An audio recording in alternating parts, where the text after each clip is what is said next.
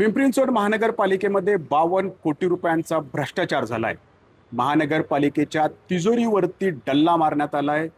तिजोरीतून 52 कोटी रुपयांची लूट करण्यात आली आहे। या बातम्या गेल्या 2-3 दिवसांपासून तुम्ही वाचल्या असतील, पाहिल्या असतील। म्हणजे नेमकं काय झालं हो? तर जनतेच्या पैशावरती हा डल्ला आहे। ज्या जनतेनं प्रामाणिकपणे कर भरलाय, ज्या करातून हा डोलारा उभा राहिलाय, ज्या करातून करोडो रुपये या तिजोरीत येतात, त्याच्यावरतीच हा डल्ला आहे। बरं, या तिजोरीची जबाबदारी म्हणजे या तिजोरीतल्या येणाऱ्या प्रत्येक रुपयाची जबाबदारी म्हणजे हिशोब ठेवण्याची जबाबदारी ज्यांच्यावरती आहे ते पिंपरी चिंचवड महानगरपालिकेचे मुख्य लेखाधिकारी प्रवीण जैन यांनीच हा सगळा भ्रष्टाचार केल्याचा आरोप स्थायी समितीचे अध्यक्ष अभिषेक बारणे यांनी केली। खरं तर अभिषेक बारणे यांच्याकडेच या तिजोरीच्या चाव्या आहेत। त्यांच्यासोबतच महापालिकेचे महापौर रवी लांडगे यांच्यावरती सुद्धा ही सगळी जबाबदारी आहे, कारण त्यांच्या अंडर जे ही सगळ्या शहराचा कारभार चालतो, तर त्यांच्याकडं सुद्धा या भ्रष्टाचार झाल्यानंतर सगळ्यांच्या अपेक्षा आहेत।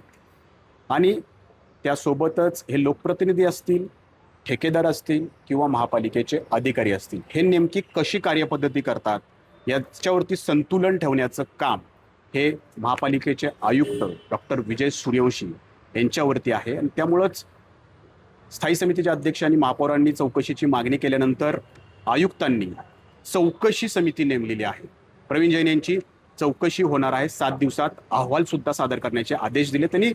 त्याआधी त्यांनी ज्या ठेकेदारांना बिलं अदा केलीत त्या बिलांना स्थगिती दिल्याचं देखील आयुक्तांनी या ठिकाणी स्पष्ट केलंय। खरं तर ही चौकशी समिती नेमकी काय काय चौकशी करणार आहे, काय काय प्रश्न प्रवीण जैन यांना विचारले जाणार आहेत, हे आपल्याला या वेब एक्सप्लेनर मधून जाणून घ्यायचं आहे। मी नाजिमुल्ला तुमचं या वेब एक्सप्लेनर मध्ये स्वागत करतो। पिंपरी चिंचवड महानगरपालिकेचे मुख्य लेखाधिकारी प्रवीण जैन यांच्यावरती काय काय आरोप झाले, बनावट उपसूचनांच्या आधारे त्यावरती नगरसेवकांच्या सह्या कशा घेण्यात आल्या आणि ही बिलं कशी अदा करण्यात आली, हे सगळं आपण गेल्या 1-2 दिवसांमध्ये एबीपी माझाच्या या सगळ्या रिपोर्टमधून पाहिलेलंच आहे। आता चौकशी समिती जी नेमलेली आहे ती चौकशी समिती प्रवीण जैन यांची चौकशी करणार आहे। विजय सूर्यवंशी यांनी या चौकशी समितीमध्ये कुणाकुणाची नेमणूक केली आहे, तर अध्यक्ष म्हणून अतिरिक्त आयुक्त 1 विजय खोराटे, सदस्य म्हणून अतिरिक्त आयुक्त 2 तृप्ती सांडभोर, मुख्य लेखा परीक्षक म्हणजे प्रवीण जैन यांच्याच विभागातले त्यांच्या तुलनेने बरोबर असणारे समान असणारे प्रमोद भोसले, मुख्य अभियंता 2 प्रमोद ओंबासे, सहआयुक्त दक्षता विभाग मनोज लोणकर, या 5 अधिकाऱ्यांवरती चौकशी करण्याची जबाबदारी या ठिकाणी आहे। आता विजय खोराटे यांना हे अध्यक्ष केल्यामुळं अनेकांनी बऱ्याच शंका उपस्थित केल्या, कारण त्यांचा या महानगरपालिकेतल्या कामाचा वेग पाहता प्रचंड वेग आहे त्यांचा। बऱ्याचदा बघितलेलं आहे की ते फायलींवरती सही किती पटापट करतात, किती वेगानं सगळे कामं जे आहेत ते पूर्ण करतात।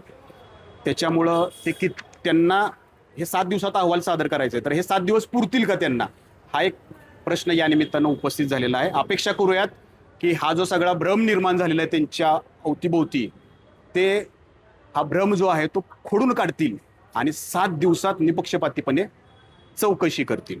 तर आता या 5 सदस्यीय समितीनं प्रवीण जैन यांना काय काय प्रश्न विचारायचे आहेत, तर 7 प्रश्न या ठिकाणी दिलेले आहेत।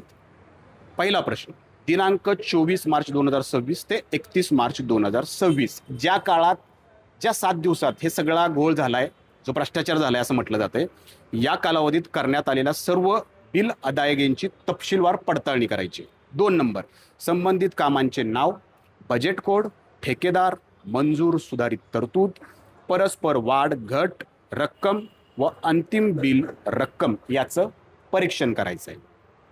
तिसरा मुद्दा, सदर वाढ घट ही स्थायी समिती किंवा महापालिकेच्या सभेच्या वैध उपसूचना अथवा मंजुरीनुसार करण्यात आल्या आहेत की नाही याची खातरजमा करायची आहे। चौथा मुद्दा, मंजुरी विना अथवा नियमबाह्यरित्या निधी पूर्वनियोजन करून बिल अदायगी करण्यात आली आहे का याची चौकशी करायची आहे। सर्व संबंधित कागदपत्रे, बिलांच्या प्रती, फाईल नोंदी व प्रशासकीय मान्यता यांचे परीक्षण करायचे आहे.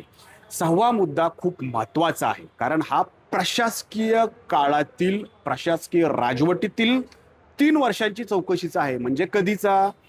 तर आत्ता जे आयुक्तांची बदली झाली, आपले शेखर सिंह जे प्रशासकीय काळामध्ये आयुक्त होते, प्रशासकीय राजवटीत तेच महापौर होते आणि तेच स्थायी समितीचे सुद्धा अध्यक्ष होते. तर त्यांच्या कारकिर्दीत म्हणजे काय म्हणलंय, अशा प्रकारच्या अनियमितता मागील 3 वर्षांमध्ये, म्हणजे कुठला काळ म्हणलाय, सन 2023-24 ते 2025-26 या काळातलं म्हटलेलं आहे. त्यात काय म्हणलंय, दिनांक 24 मार्च ते 31 मार्च या कालावधीत झाल्या आहेत काय याची मागोवा चौकशी. म्हणजे 3 वर्षाची सुद्धा यामध्ये चौकशी होणार आहे. तर पुढचा मुद्दा आहे 7वा, महानगरपालिकेच्या विविध बँकांमधील ठेवींविषयी. यात काय चौकशी होणार आहे, तर सर्व राष्ट्रीयकृत बँकांकडून व्याजदर मागवण्याची प्रक्रिया पाळली आहे का, स्पर्धात्मक व्याजदर न मिळाल्याने आर्थिक नुकसान झाले आहे का, ठेवींची सुरक्षितता व वित्तीय हितसंबंधाची पडताळणी या दरम्यान केली जाणार आहे. पुढे आणखी एक मुद्दा महत्त्वाचा मांडलेला आहे, तो म्हणजे अधिकार आणि कार्यपद्धती याचा. त्यात काय म्हटलंय, समितीस आवश्यक त्या सर्व कागदपत्रांची मागणी करण्याचा व कोणत्याही अधिकारी कर्मचाऱ्यांचे जबाब नोंदवण्याचा अधिकार राहील. कोणतीही माहिती दस्तऐवज लपवणे, अपूर्ण देणे किंवा विलंब करणे हे शिस्तभंग समजले जाईल व त्याविरुद्ध स्वतंत्र कारवाई करण्यात येईल. चौकशी दरम्यान आवश्यक असल्यास संबंधित कामे, व्यवहारांची तांत्रिक व लेखापरीक्षणीय पडताळणी करण्याचे अधिकार या समितीस राहतील. आणि पुढं एक महत्त्वाचं म्हटलेलं आहे, हा अहवाल कधी द्यायचा आहे, तर उपरोक्त समितीने आपला तपशीलवार कारण मीमांसा सहित व शिफारसीयुक्त अहवाल 7 दिवसांच्या आत आयुक्त पिंपरी चिंचवड महानगरपालिकेकडे यांच्याकडे सोपवायचं आहे. म्हणजे ही ऑर्डर आहे 9 तारखेची, म्हणजे पुढच्या 16 एप्रिलला हा सगळा अहवाल आयुक्तांकडे सादर करायचा आहे. आता अनेक प्रश्न या निमित्तानं उपस्थित झालेले आहेत. पहिला, जसं मी म्हणलं की खोराटे साहेबांच्या कामाची पद्धती पाहता, प्रचंड वेग पाहता ते 7 दिवसात हा अहवाल सादर करतील का. दुसरा, हे जे 5 अधिकारी आहेत, कोण कोण आहेत, विजय खोराटे, तृप्ती सांडबोर, प्रमोद भोसले, प्रमोद अंबासे, मनोज लोणकर. तर यांच्या अंडर जे काही विभाग आहेत त्यांचा आणि मुख्य लेखाधिकारी प्रवीण जैन यांचा, हे आता प्रशासकीय अधिकारी असल्यामुळं त्यांचे चांगले संबंध असतात, कोणकोणत्या पद्धतीचे असतात, त्यात काही हित असतं का, असाही प्रश्न वेळोवेळी उभा केला जातो. कारण यांच्या विभागातली जी काही बिलं काढायची असतात तर ती कार्यपद्धती कशी असते हे सर्व अधिकाऱ्यांना माहीत आहे, राजकीय मंडळींना माहीत आहे, कार्यकर्त्यांनाही माहीत आहे की हे बिलं कशी काढली जातात आणि बिलं काढताना काय काय करावं लागतं, कसं आर्थिक हित जुळवलं जातं. तर आता या 5 अधिकाऱ्यांची जे चौकशीत आहेत त्यांचा आणि प्रवीण जैन यांचा गेल्या अनेक वर्षांमध्ये बराच संबंध आलेला आहे. तो आर्थिक हिताचाही असू शकतो, हे नाकारता येणार नाही. त्याच्यामुळे हे निपक्षपातीपणे चौकशी करतील का हा एक भाग आहे. प्रवीण जैन यांची चौकशी ही योग्यरित्या होईल का हे पाहणं महत्त्वाचं राहणार आहे. आणि यासाठी विजय सूर्यवंशी यांची म्हणजे आयुक्तांची मोठी कसोटी आहे, कारण ते नुकतेच आलेत आणि त्यांच्या कार्यकाळात हे सगळं झालेलं आहे. त्यांना जर या प्रशासनावरती पकड मिळवायची असेल, कारण शेखर सिंह यांच्या कार्यकाळात इथं काय काय झालंय हे बऱ्याचदा आपण आता या निवडणुकीच्या प्रचारात ऐकलेलं आहे. कसा भ्रष्टाचार झालेला आहे, कशी उधळपट्टी झालेली आहे, हे सगळं आपण ऐकलेलं आहे. हे पाहता इथल्या या सगळ्या अधिकाऱ्यांची कार्यपद्धती अद्याप विजय सूर्यवंशी यांना माहीत नाहीये. आणि या सगळ्या अधिकाऱ्यांवरती जर जरब बसवायचा असेल, एक पकड निर्माण करायची असेल, त्यांच्यात आयुक्त म्हणून त्यांच्यात दहशत निर्माण करायची असेल, दहशत ही कामापद्धतीची दहशत असणार आहे, ती जर निर्माण करायची असेल तर प्रवीण जैन यांच्यावरती कठोरात कठोर कारवाई होणं गरजेचं आहे. आणि या चौकशी समितीवरती आयुक्तांचा दबाव नसला पाहिजे, इथल्या स्थानिक आमदारांचा दबाव नसला पाहिजे, ठेकेदारांचा दबाव नसला पाहिजे, तरच ही चौकशी निपक्षपातीपणे होऊ शकते आणि प्रवीण जैन यांच्यावरती कठोरात कठोर कारवाई होऊ शकते. असं होऊ नये किंवा अशी शक्यताही व्यक्त केली जाते की या अहवालात असंही येऊ शकतं की प्रवीण जैन यांच्याकडून नजर चुकीनं, अनावधानानं हे सगळं त्यांच्याकडून बिलं अदा करण्यात आलेली आहेत. तसं आलं तर आश्चर्य वाटून घेऊ नका, कारण जर त्याच महानगरपालिकेतले अधिकारी तिथल्याच या ज्यांच्यावरती भ्रष्टाचाराचे आरोप झाले त्यांची चौकशी करणार असतील तर ती निपक्षपातीपणे कशी काय होईल असाच प्रश्न आहे. त्याच्यामुळं त्या अहवालात जर आलं की प्रवीण जैन यांची यामध्ये काही चूक नाहीये, त्यांनी कामं केली होती ती दिलीच पाहिजेत, किंवा आता बिलं तर थांबवलेली आहेत, बिलं थांबवलेत त्याच्यामुळं हा भ्रष्टाचार कसा काय समजायचा, असाही या ठिकाणी युक्तिवाद पुढे जाऊन केला जाऊ शकतो. आता असं झालं, जर हे युक्तिवाद जर पुढे आला तर ते असं झालं की चोरी केली नाही, फक्त चोरीचा प्रयत्न होता.